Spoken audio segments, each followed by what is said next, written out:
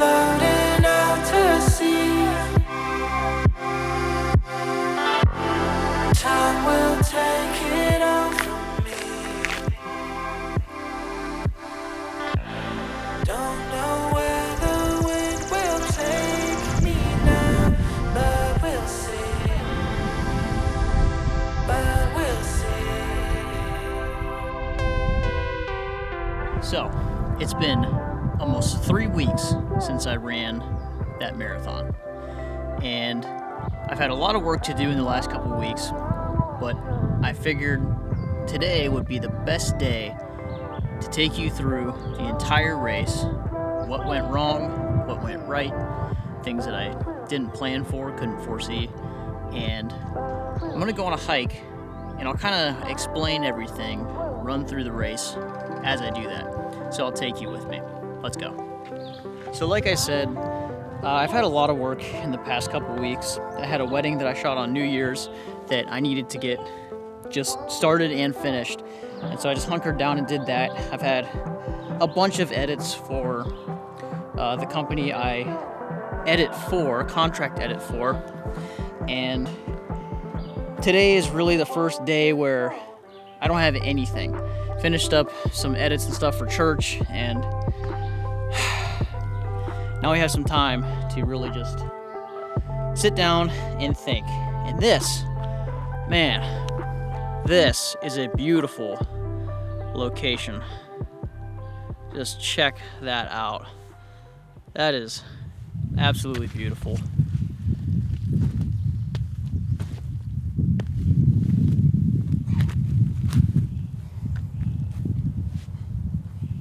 Watch out for these things that are sticking out.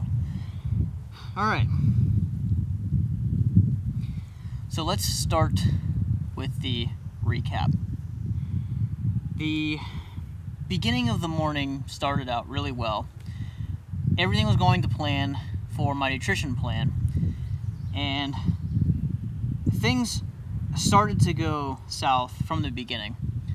I wanted to get some drone footage like you saw in the last video, and so I did that, and it was like 20 minutes before the start of the race.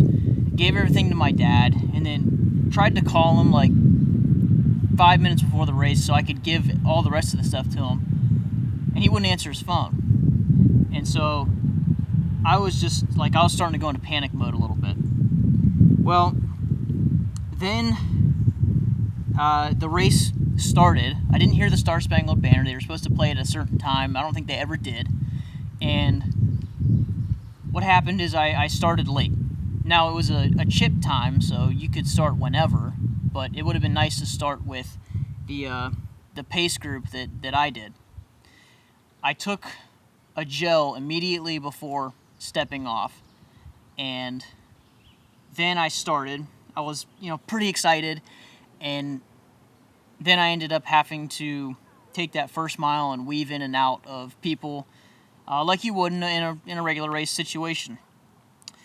The first mile was pretty fast. I started out at a 7:16 was my first mile. And so I said, you know what, I'm gonna back way off.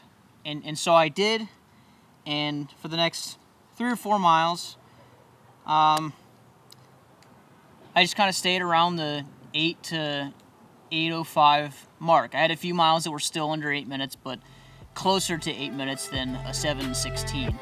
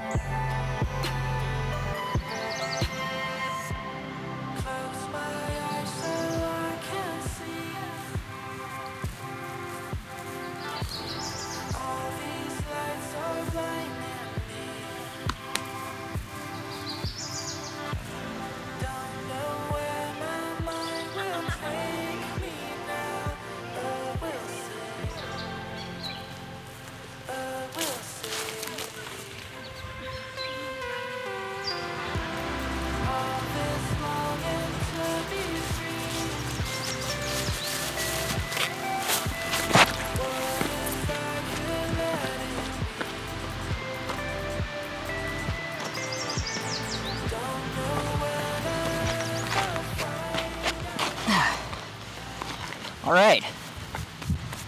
Let's continue on with our story, shall we? So, around 4 to 5 miles, the goose started to do me dirty. I really think that's what it was. At mile 6.5 was the first handoff for the marathon relay. And man, I've never been so glad to see a set of porta potties in my life. So I stormed into the porta potties and took a dump as fast as I could. There's no pretty way to put it. Took a dump as fast as I could. So after I got done with that, I ended up finishing out the mile for like a 9-minute mile. And then I had three or four more miles around sub 8-minute per mile pace. I was feeling great. The weather was awesome. I was enjoying myself. Felt a lot better since I went and took care of some business. And then miles about 11 and 12 started creeping up. And that daggum stomach problem started to come back. The goose came back for round 2. So around halfway, 13.6-ish, there was another fluid station. Had to take a dump. I remember there was a guy that was like cheering us on, like in his backyard, and he was like, "You guys are the MVP, whatever." And I pointed toward the porta potty and I said, "No, that's the real MVP." So I took a dump again, pretty fast, and then I said, "You know what? Screw it. I'm wasting time doing this, so I might as well just take a gel while I'm sitting down and not have to worry about it while I'm running. I'll just leave it in the porta potty." Probably shouldn't have done that, but took the gel, took advantage of the time I was sitting there, and was on my merry way. And this is when the problems really started to happen. So we'll talk about that on our way to the next destination, which is going to be over there somewhere.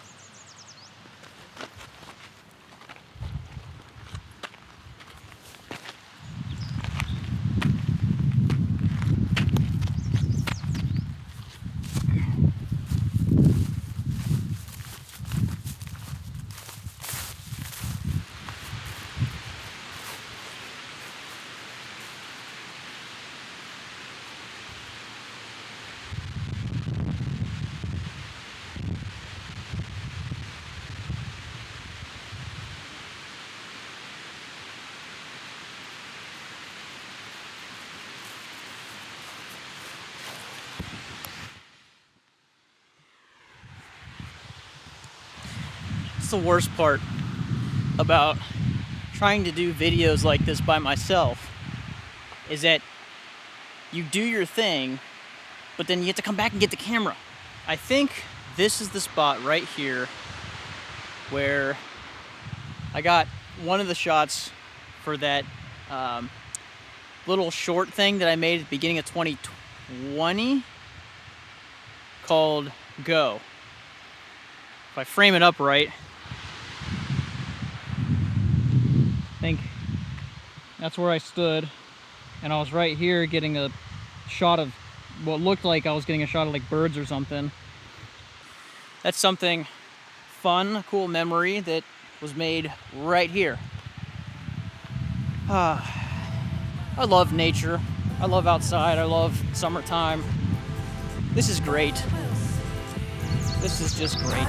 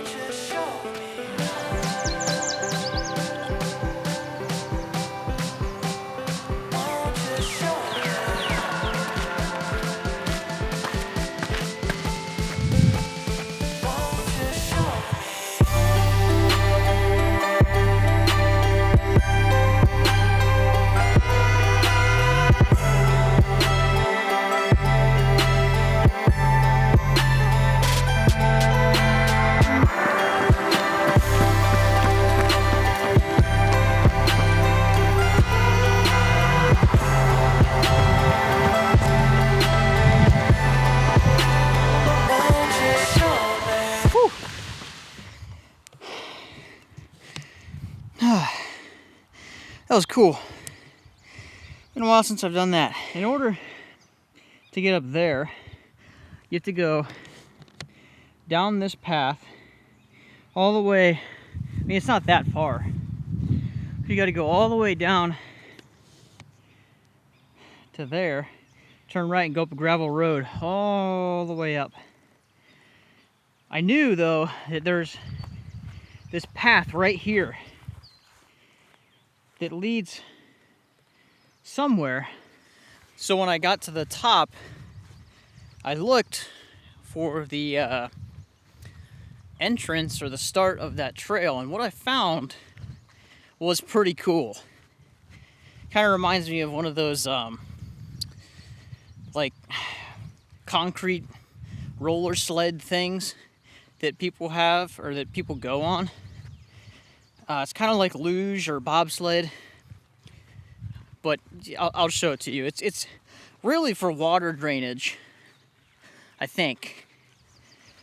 But I ran down it. It was pretty cool. Let me show you. That drainage thing goes all the way up and around and up to the start. See if I can show it.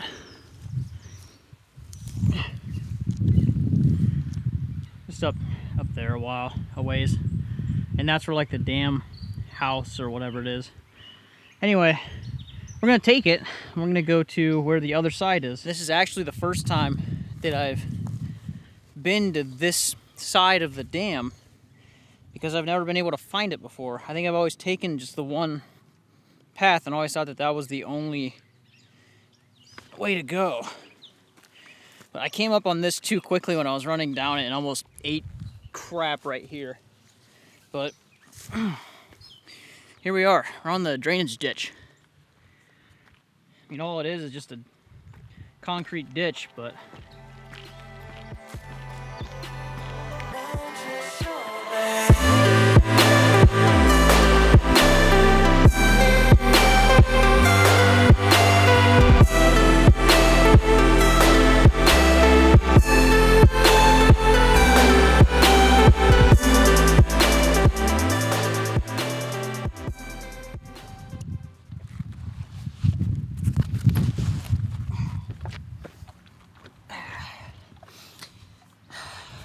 snack time. Perfect. Got a peanut butter and slam sandwich. So if you don't know what a peanut butter and slam sandwich is, take a piece of bread and another piece of bread, you put peanut butter on it, then you slam them together. The peanut butter and slam sandwich. If you don't know what that is, then you're probably a lot better off than I was as a kid. Still pretty good though. Let's continue on with our story here, shall we? So, where were we last? So about halfway, there's a fluid station. I took a dump, took a gel, and the race packet, or the final runner instructions said that there was going to be a water station every 2 to 2.5 miles after the during the second half, and so I was kind of banking on that, and I said, you know, I have 3 packets of G1M Sport. That should be good enough. I'll cycle between that and water, and that should get me through the race. Well, halfway through the race, the temperature had gone from about 55 or 60 degrees to about 72, I want to say 72, 73 degrees halfway. By then, the temperature had risen like, I don't know, 10, 15 degrees. So that wasn't good, first of all. And I was prepared for that because, like I said in a couple of videos back, that race has always been either really hot or really cold. And so I knew that was going to happen. And so I tried to plan for that. What I didn't plan for, though, is, and here's where things get really fishy on the water. I got to mile 15, where they should have had another water stop. They didn't have one. Got to mile 16. They didn't have another fluid station. I was like, okay, it's starting to get really hot out here. There's no shade. It's all sun. What am I going to do? I finally get to about mile 16. I think it was 16.7 is what this says. Yeah. Almost 4 miles from the last aid station, which is about 30 to 35 minutes, depending on how fast you're running. In the heat. And I was dying for water, man. I was like, this is ridiculous. Well, that's not where it gets the worst. So I finally get some water, dump it on my head, fill up my water bottle, whatever. And, you know, emptied out my G1M Sport packet, whatever. It got a little messy, but it was okay. Nowhere near last year. But then I started running again. Around mile 17, I started thinking, I don't know if I'm going to be able to finish. Which is crazy. I had been training for 5 months, 6 months. I had already run a marathon 2 months prior. So I knew I was going to finish no matter what, but it was hot and there was no water. Well, then I got to mile 17, mile 18, no water until around mile 19. So another, 2.5 miles, so that was okay. But then I kept on running. And I thought there was going to be another aid station around mile 21. No aid station. Mile 22. No aid station. Finally, almost mile 23, there was finally a fluid station. I looked at the lady, I said, hey, can you do me a favor? Dump water over top of me and fill this water bottle up for me because I am dying of dehydration. So that's good. That happened, and along the way, I couldn't help myself. I had to just stop and walk because it was so hot, and there were no fluid stations. And so then I get up to the turnaround point. There's a little triangle thing we had to go around, come back around, hit that same water station, and again I had them dump water over me. Even though I had walked most of the way from the water station around the loop and back to the water station, I still needed water.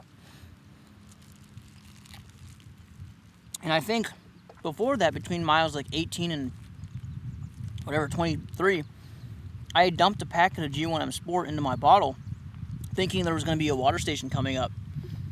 And there never was. So I ran like 3 miles or 25, 30 minutes without any fluids.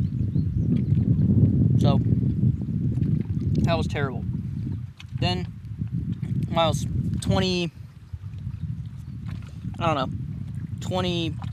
to the end, I basically ran little stints. Walked for a little bit, then tried to run like quarter to half a mile, and then walked a little bit, but I got to mile 25.2, and I said, I'm going to run this entire last mile. I got about a quarter mile in. I said I can't do it. And so I just walk, ran, and then the last about 0.4 miles, when I got to mile 26, I ran the rest of it.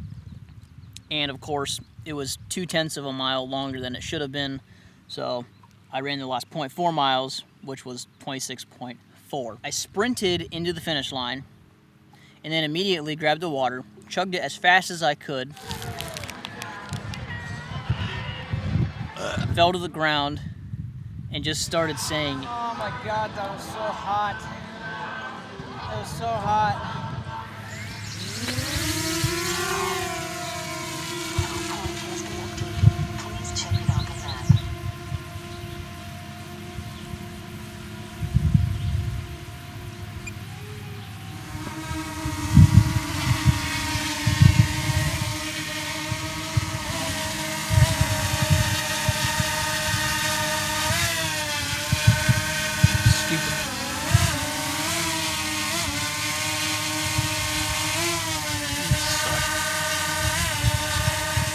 I tried to be cool. Yeah. Yeah. Tried to be cool and catch this, but it wasn't having it.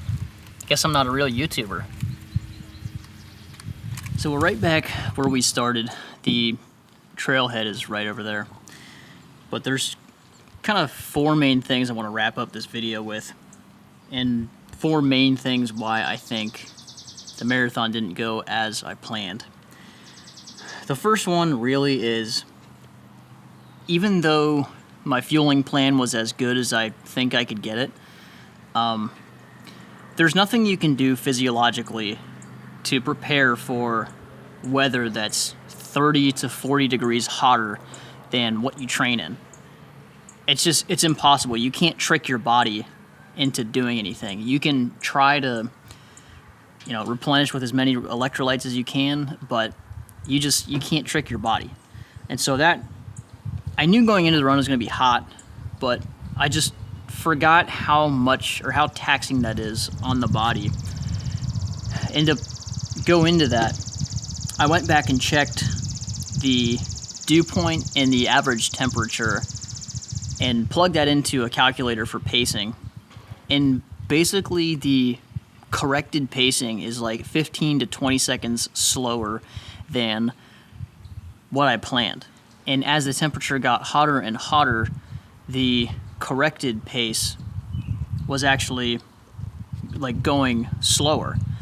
So that's something that I really didn't take into account. I just said, I'm going to have enough fuel or whatever, enough electrolytes, replenish like I want to, and then I'll be fine and dandy. But the heat really does play into not just electrolytes, but just tiring you out. And being as humid as it was, everything just plays into that. And you can't trick your body. You can only do so much. The kind of last thing is that I couldn't plan for there not to be enough water stations. They said in the instructions they were going to have water stations at certain points, and they didn't. So that was something that was completely out of my control. I basically planned everything that I could and controlled everything that I could. And even though I'm not happy with the result, I am happy with the planning that I did do that got me to I think a 1:42 half marathon. So I felt great the first half, which was great. The goo thing, I'm not sure. Maybe I just should stop using goos and start using something like spring energy gels. I think the goos just did me dirty this time. The last marathon, I was fine using goos. This time, they just did me dirty again. And then again, I think I just got too excited and ran by emotion. I ran too fast in the beginning and didn't conserve at all. Just let it all out. And I think that was that led to my downfall, I guess you could say. But that was the second marathon of the year, marathon recap for the Hall of Fame marathon. The last thing I want to touch on is I knew going into the race that I could potentially become injured during the race and wouldn't be able to run after. The last week of training, my left foot on the outside started to, I don't want to say hurt, but it started to become uncomfortable in the beginning of runs. And it kind of just felt like it was tight and needed like rolled out. But then at the end of that last big week where I hit 62 miles, my foot started to hurt, and I said, you know what? I have 2 weeks to taper. Hopefully I can recover a little bit, and then after the marathon, I'm just going to take some time off. So I knew going in that was probably going to have to be the plan, and that I wouldn't be able to run for a while. Well, sure enough, my left foot feels like there's like a hairline stress fracture or something. Couldn't bear weight on it very well the first couple days, and then now, as I haven't been running at all for the last almost 3 weeks, it's gotten better. I actually ran a few stints on the trail because I thought that if I'm going to run, or if I'm going to try to run, it'd probably be better to do that on a trail first than on hard concrete. Still doesn't feel 100%. Still doesn't even feel like 75%. So we're just gonna wait probably another week before we try to run. And then the running content will probably be back on the channel. What's next? So I'm not sure what's next. I think that I want to try to do a 70.3 Ironman because I can't run right now. I started swimming again and biking again. So by the time it'd be time to race, hopefully I would be trained up enough and have enough time to train for just a half marathon running. Not sure how that's going to go for ultra marathon training, if I'm going to try to do an ultra marathon. It just depends really on how my foot feels. But hopefully we can heal up and get back to it soon. So hope you guys enjoyed this video. If you liked it, hit the thumbs up button. If you want to keep seeing more content from me, if it made you laugh, if it gave you any sort of value, or if it just made you smile, brightened your day up a little bit, feel free to hit the subscribe button, and I will see you in the next one. See you later.